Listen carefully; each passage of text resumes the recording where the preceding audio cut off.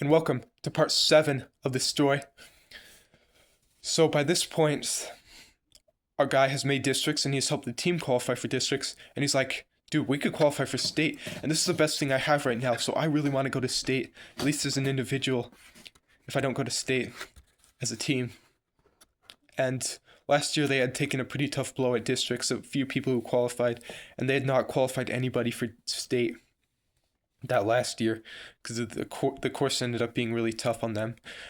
And so he goes into saying like, I'm going to do this, I'm going to do this, I'm going to do this for once.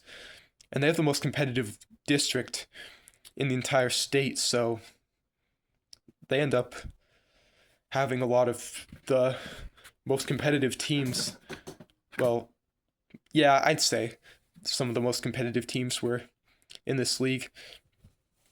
But he ends up getting into districts, and he ends up running pretty fast at the start. And he goes up and gets about 4th or 5th place because those other guys are running pretty fast too. And so the race goes on, and then he thinks he sees his mom again. And he's like, what if I just go talk to my mom for a minute? What if I just do that? Because he's really tired and he's in this racing mindset.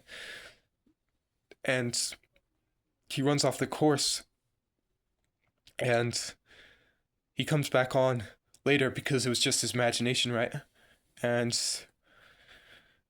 he realizes he's now in 12th place, so he starts running again. And he's like, no, I just messed up again. Because, like, he's still going to qualify for districts as a individual, pretty much no matter what. But he wants to qualify the team for state. So he's like, no, I gotta do this. And he's like, I gotta run. And then he ends up getting to like 9th place.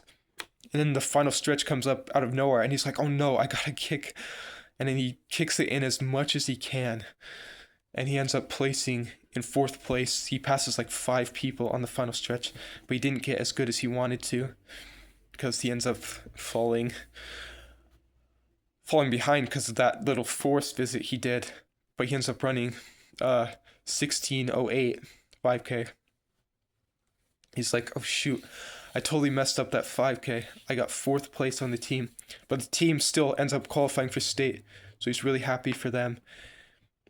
And then at this point he realizes, wow, this running really did help me. I would still be depressed in my home if I hadn't run like this. And thank you so much for joining me. Join me for the final part next.